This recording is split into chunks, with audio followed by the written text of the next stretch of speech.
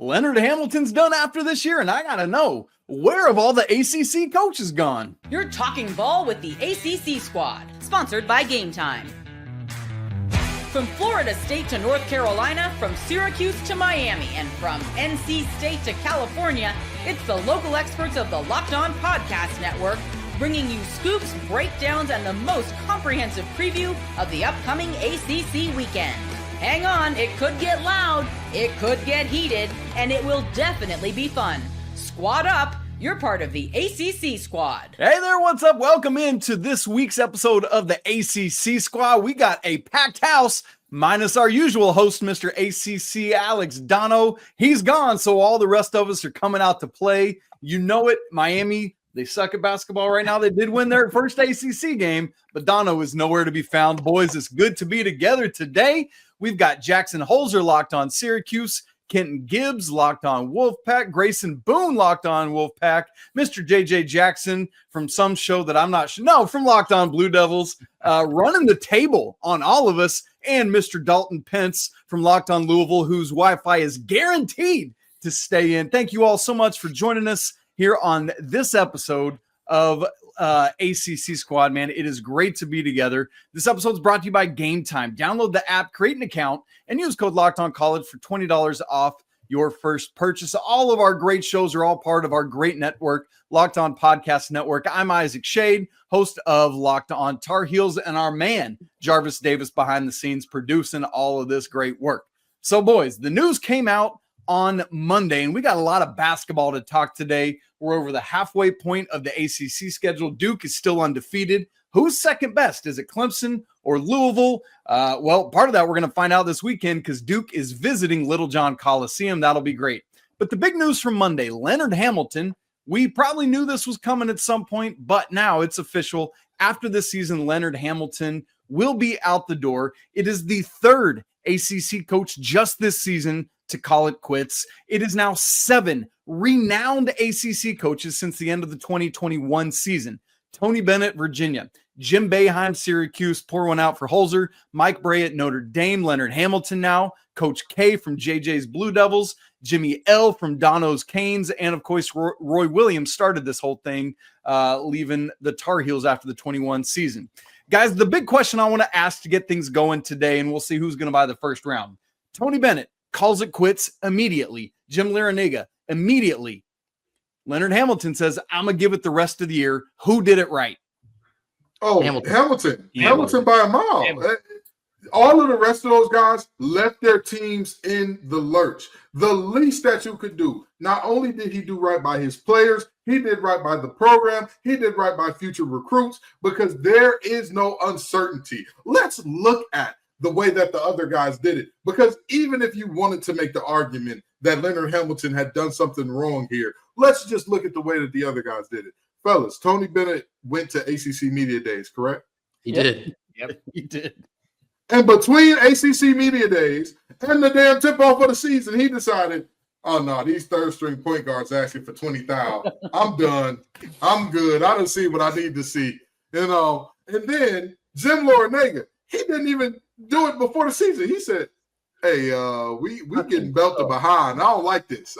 They keep telling me move my head. I don't know what that means. That's that young kid lingo. I'm good here, and decide to quit mid-season. So if any of them have any type of claim that they've done it right, even if you would make the argument of, well, the lawsuits that are against him make it different and make it special, even still, he's deciding, I don't want to be a distraction. I don't want to detract from this team and this program.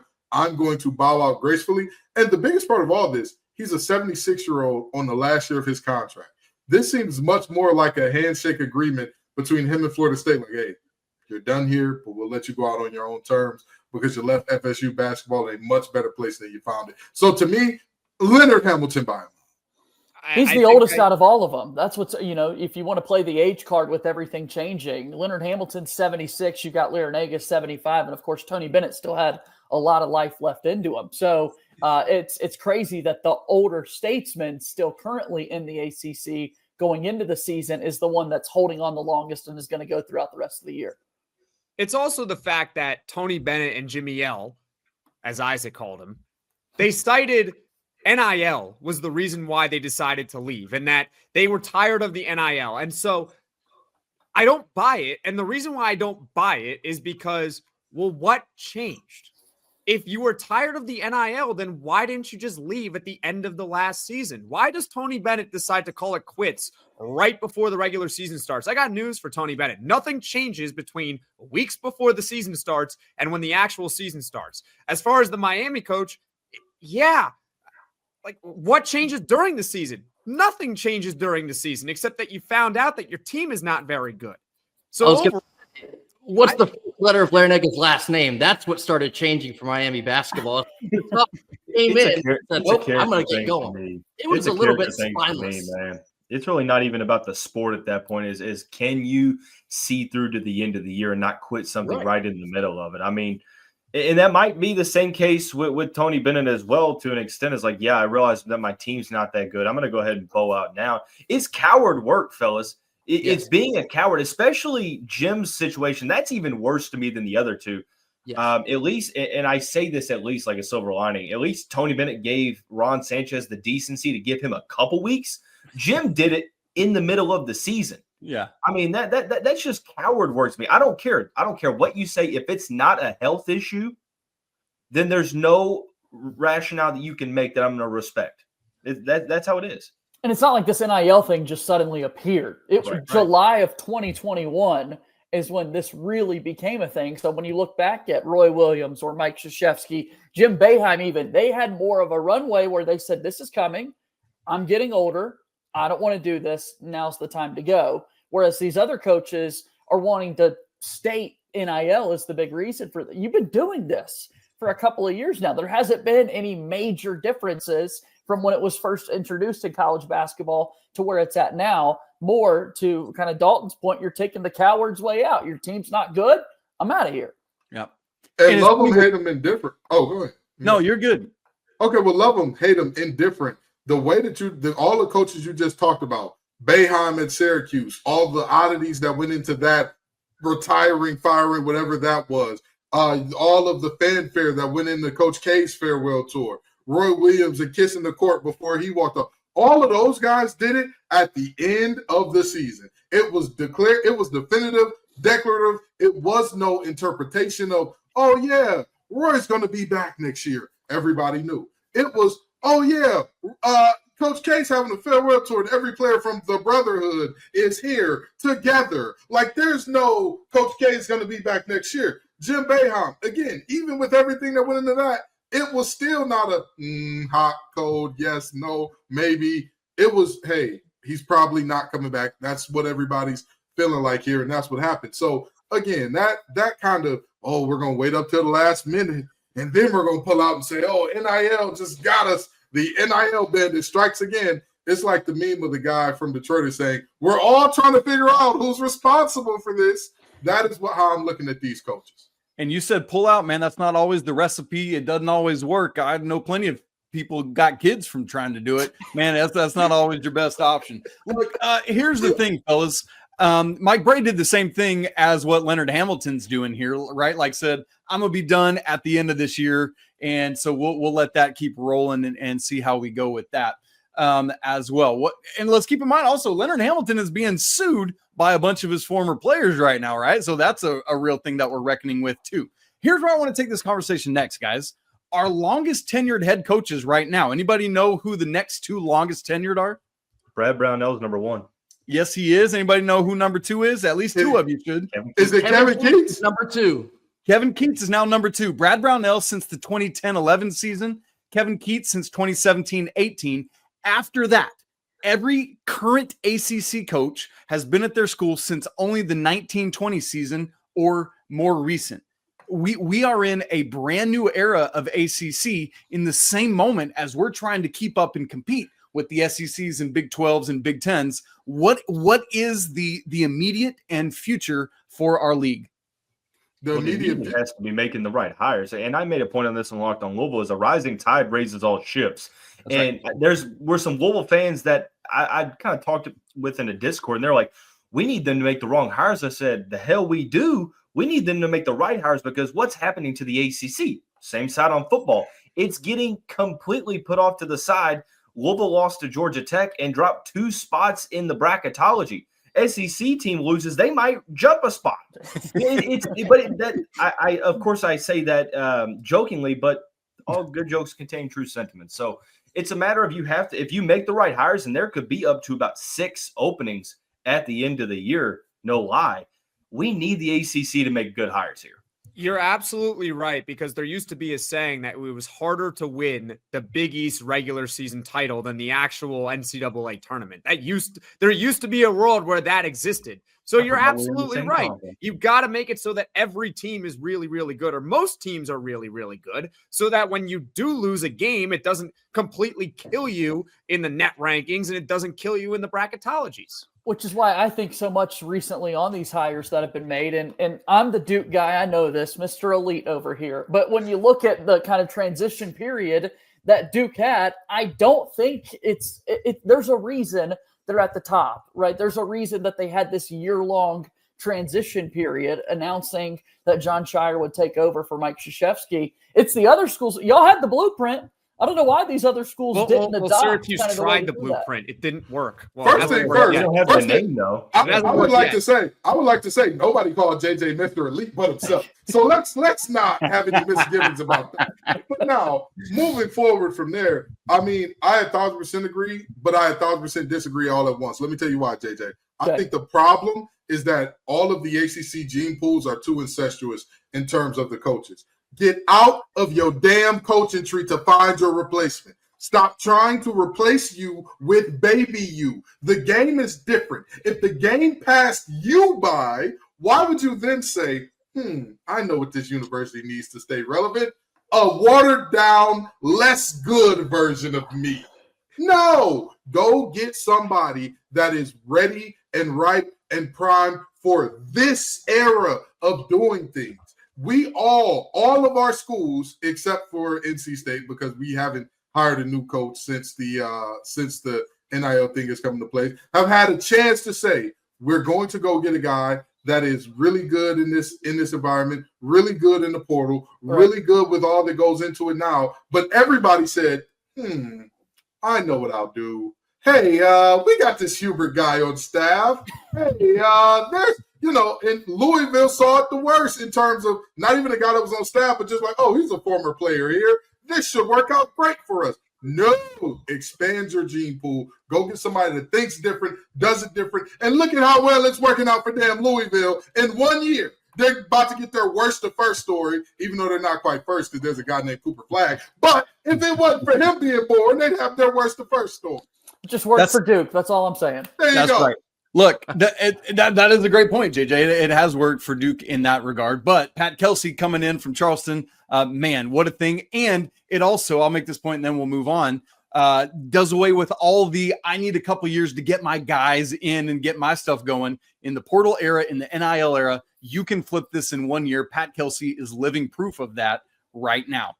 Speaking of JJ the elitist, we got to talk about Duke, who is currently running the table. Can they continue to do so? And who's just behind the Blue Devils? Is it Clemson? Is it Louisville? That's the conversation we'll have coming up in just a second.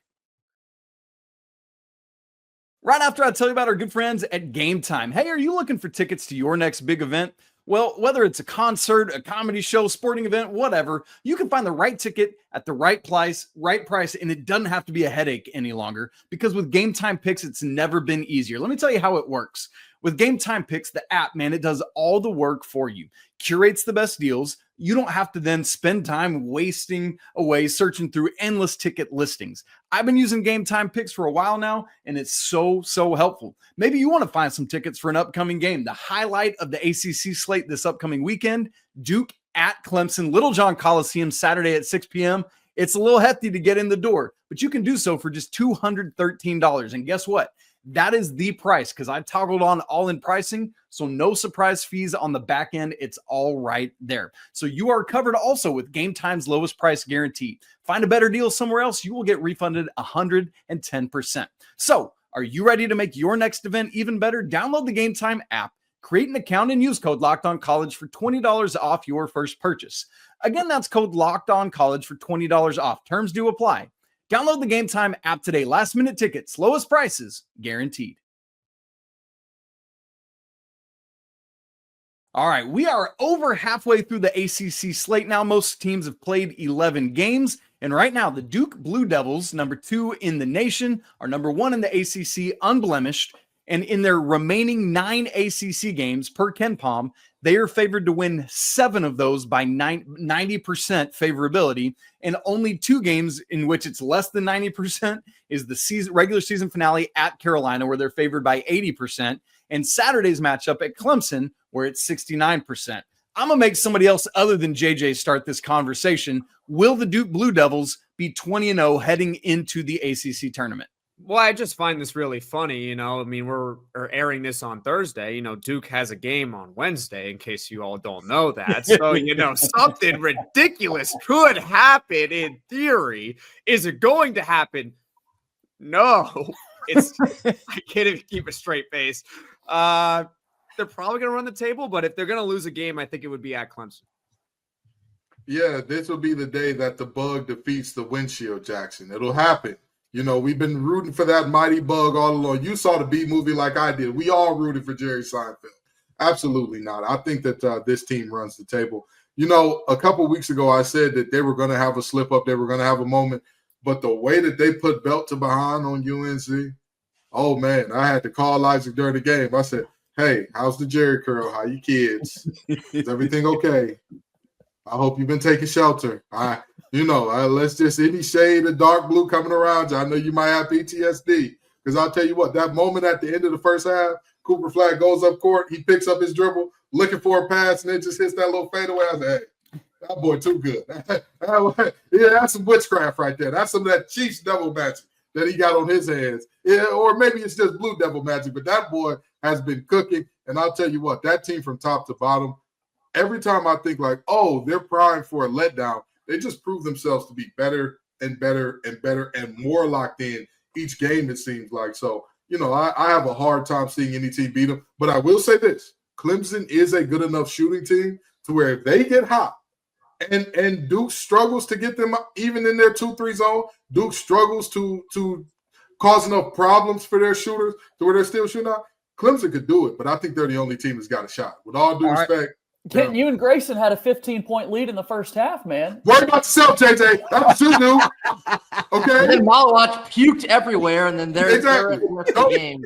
And you know what? You may call yourself Mr. Elite, but last time I checked, the defending ACC champs are in Raleigh. The last Final Four in Raleigh, okay? So worry about yourself, JJ. That's what you do. All right, JJ, let's give you the floor to answer the question. Yes or no? Will Duke run the floor? Run the floor? Yes, they will run the floor, but will they run the table? Yeah, they run it quite well. I think so at this point in the year, just given what you laid out, Isaac. I mean, that's what I'm looking at all the time is kind of KenPom and these metrics and the fact that it is so overwhelmingly a favorite for Duke to do this, to go 20-0. But that just doesn't seem plausible in my head that a 20-game season, you're going to win all of them. But when I look at this Duke roster, a lot of people are talking about Cooper Flag, and rightfully so. He is absolutely ascending. But everyone else on the roster is doing that as well. Con Knippel has not talked about enough with what he's been able to do over the last few weeks. Tyrese Proctor is really finding his footing as of late. Common Malawach, I apologize that he got sick against the Wolfpack.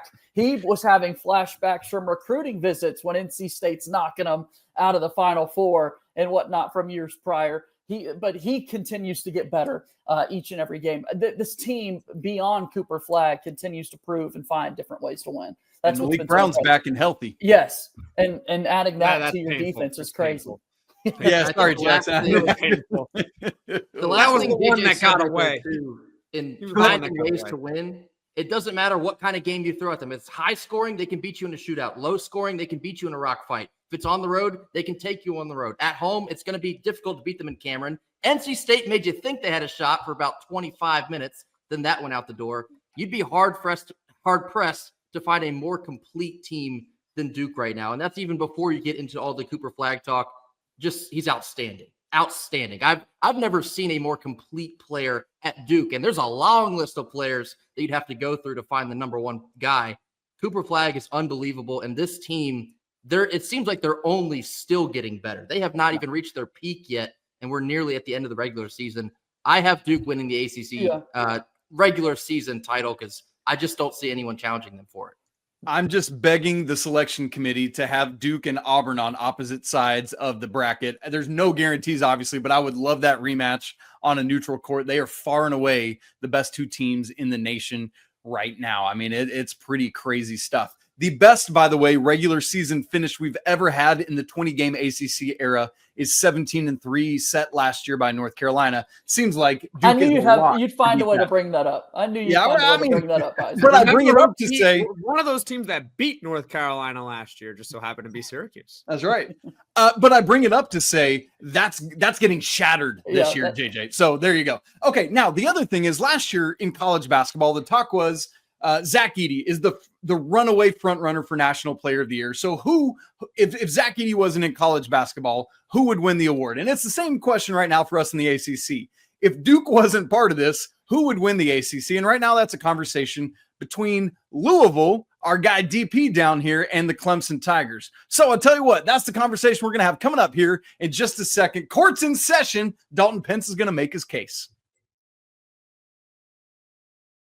Right after I tell you about our good friends at Prize Picks. The big game is almost here, just a couple days away, and there's no better way to make it even more exciting than with Prize Picks, the best place for daily fantasy sports. With over 10 million members and billions in winnings awarded, Prize Picks makes it fun and simple to get in on the action. Here's how it works. You just pick more or less on at least two players' projections, and if you're right, you could win up to, get this, 1,000 times your cash. Prize Picks. They've even got free pick for the big game where Patrick Mahomes, you might have heard of him, only needs to throw 1 yard. Yes, 1 yard to win. So you probably want to hit the more on that. Pair that with one more correct pick and you're cashing out. And what do I love most? With Prize Picks, it's fast, it's safe when you get these withdrawals, and when you win, that cash is available in your account in as little as 15 minutes. Check out the promos tab to tail any and all of the super sweet Millie Winners big game lineups. If you tail a lineup that goes 3 for 3, you can win a split of $1 million in promo funds. So download the Prize Picks app today. Use code LOCKEDONCollege to get $50 instantly after you play your first $5 lineup. Again, that's code LOCKEDONCollege for $50 instantly after you play your first $5 lineup. Prize Picks, run your game. All right, folks, here we go. Let's get into this with Mr. Dalton Pence leading the charge on a defense of the Louisville Cardinals, who have had a crazy turnaround from the past 2 years where they won a grand total of how many games, Dalton? 12? 12 games. 12 games in the Kenny Payne era. They have blown past that number this year, and now they are challenging, along with Clemson, for the second best team, that second seed in the ACC. It's hard to believe, especially given injuries to guys like Case and Pryor, but here we are. Dalton Pence, make the case for why Louisville is the second best team in the ACC. I mean, yeah, I'll start out by saying that I really like this Clemson team. I think that they have a really good shooting, set of personnel. One thing is that I will say is that we've seen who won the game between these two teams. Louisville beat Clemson by 10 points. Probably could have been a little bit more if it wasn't for some garbage time buckets. But Louisville won the only matchup of the season. If you ask me if I'm taking Chase Hunter or Chucky Hepburn, I'm going to be biased and keep my red tinted glasses on. I'm going to tell you Chucky Hepburn, who I believe is right now the best point guard, true point guard in the ACC with the way that he's been playing and shouldering that load. But I mean, they just came off of a 10-game winning streak, albeit losing to Georgia Tech. I mean, they were due for a loss eventually. A 10-game winning streak isn't really a small sample size. You're talking about a third of the season in which 7 of the 8 wins in January were by double digits. 25 points at SMU. Almost all of the teams in the top half of the ACC, they beat in January. So, I mean, you're talking about a team that once they dealt with these injuries, right after all those injury news came out, they had Duke sort of in a good spot, same way that NC State did, but they kept it respectable. I will say this, though, Isaac. I am looking at this game this weekend because if Clemson does beat Duke, then I think it's really hard to argue against Clemson in that regard. I wouldn't really disagree either way, but where I sit to see what Louisville's doing against the top part of the ACC with a tougher schedule thus far than Clemson, I'm going to give the nod to the Cardinals.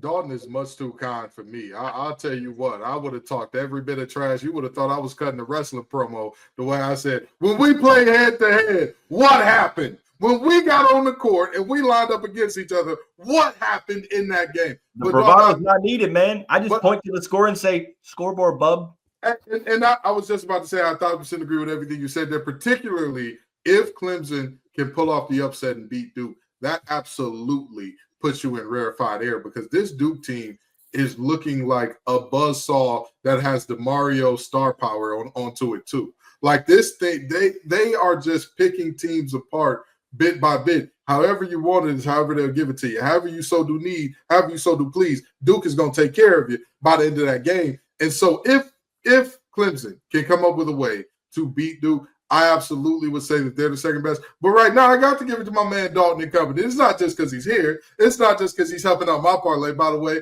there was an under-over on 3.5 times, whether or not his Wi-Fi was going to go out 3.5 more. I took the under because I got faith in you, Dalton. I got faith in you.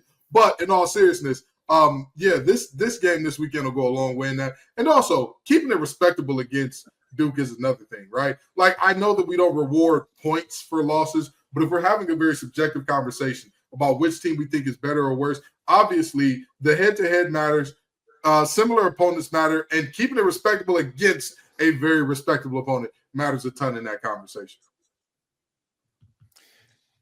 I like Louisville. Go ahead, JJ. I do like Louisville as the second best team. This is obviously before this Clemson game is played out. Looking at the ACC schedule for Duke and looking at the tear that the Cardinals were on prior to that Georgia Tech game, I was fortunate that Duke got that Louisville game out of the way in early December with the weird ACC schedule there, because Dalton, as you know, Duke goes on the road. Louisville kind of has them on the ropes a little bit, but then late in the second half, Malik Brown again kind of made some impact plays for Duke in that one. Cooper Flagg came over and made some big-time plays there. But what I've seen from Louisville, the shot-making ability that they have, and again, the fact that you've got one of your key players who tears his ACL before you really even get into ACC play, and you're still able to play as well as they have. That means something. I'm really impressed with what Pat Kelsey's been able to do in his first year. It's not only been him. I mean, Corin Johnson was a projected starter. He played 2 games and hasn't played since, won't play for the rest of the year. A key rotational guy, Boubacar Traore, he went down the second game of the year and came back at the end of December. So, I mean, you couple everything together with what we've talked about. Pat Kelsey, he might not necessarily have the team that these other guys do. And I know that a lot of coaches, like the National Coach of the Year awards, goes to usually one of the better coaches on the best teams. But nobody had to take over what he did. He needs to be getting like top 3 at the very least National Coach of the Year consideration. I can absolutely get behind that. Yeah. I think he should be Coach of the Year. I don't think – who else? Who else? People will say Pearl and Shire just because. Oh, come on. Well, they associate it with. I agree. Being good on a team that was supposed to be good. For Shire, but hang on. You can't ding a coach for being good at putting a roster together. No, but what I'm trying to tell you is that's not usually the criteria for Coach of the Year. Is we're talking about exceeding expectations. Look at all the coaches that won Coach of the Year, and I'm like, well, that guy had a top 5 team. That guy also had top 5. It's crazy because sitting here, you would think that it's exceeding expectations, but you look at the way that the voting has turned out, and it really just hasn't echoed that sentiment. And I'm like, well, damn, if this is the criteria, there's really only about 5 to 6 coaches that you could just look at the top of the AP poll for that. But I don't think that we're looking at a situation that's kind of unprecedented. We haven't seen a coach walk into a Power 4 program that was as dilapidated, as run down, as just in the damn pits as Louisville was these last couple of years. School. Out of basketball school, might you add. Absolutely terrible. The Kenny Payne error was something tough to recover from. Most coaches, if you broke 500 after that, we would say, hey, we need to throw you a parade, okay? You need to be going down Main Street in Louisville. Hey, all right, we're doing the thing. But to see the way that he has them playing as not only one of the best teams in the ACC, let's just be honest. Does anybody think that they're not one of the top 20-ish teams in the nation? I don't think anybody would say they're outside of that. After what we saw the past few years, Kelsey absolutely needs consideration for Coach of the Year. Yeah, when I'm looking at coach of the year, not in the recent AP top 25. When I'm looking at coach of the year, I'm looking at which coach has done the best job of coaching. And yes, Pearl at Auburn, he's done a great job, but he has fantastic players. He's had fantastic players. Pat Kelsey coming into a bad situation in just 1 year and potentially challenging for the top spot in the ACC. That is the best job of coaching. For me, that should be the coach of the year. He also had to take a roster. Everyone's brand new. Exactly. And he had to get them to gel together. So it's not just about Louisville has all this talent now. It's also, well, they have all these new players. And I know that every team gets new players. I understand that. But Louisville, name me how many teams in the country had to completely remake the roster. Well, no. I'm not talking about losing 5 or 6. I'm talking about losing an entire team. Okay, well, let me answer you then, Jackson. If you go about an hour east on I-64, Mark Pope's going to get a whole bunch of votes for the exact same reasons that too. In that case, I've had way too many arguments with Kentucky fans over this, and I'll keep it short. But I keep pointing back to, okay, what did Kentucky do last year? They were a 3 seed, and they choked. The year before that, sort of the same thing. Louisville hasn't made the tournament since 2019. I was a senior in college. I've been out of college for 5 years now. That's actually kind of sad, but 5 years now, and we haven't even sniffed the tournament. We haven't won a tournament game since 2017. Donovan Mitchell was on the court the last time Louisville won a tournament game. Real?